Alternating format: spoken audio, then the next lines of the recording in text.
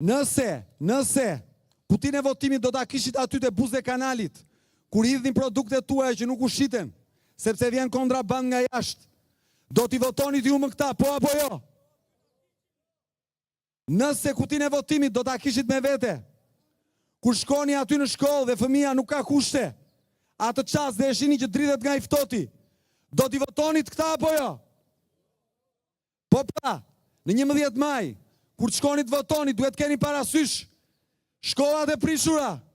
fëmijët e eku në emigrim, lekët që mungojnë për subvencione, ujnë që mungojnë në fuqa, ilaçet që mungojnë në spitale, pensionet e ulta,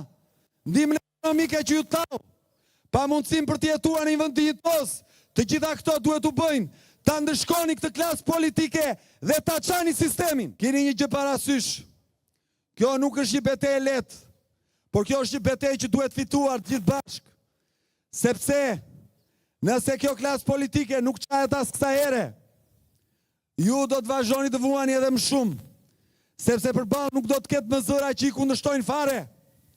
sepse të rinj nuk do të marrin më mundimin se do thonë ky popull të lënë balt. Ndaj është detyrë kombëtare për secilin nga ju ta çaj sistemin, që 12 maj të jetë një ditë shprese, të jetë një ditë ku nis dyshimi, të jetë një ditë ku nis lufta ndaj të padrejtës, të jetë një ditë kur të nis rindërtimi i Shqipërisë moderne e europiane këtu.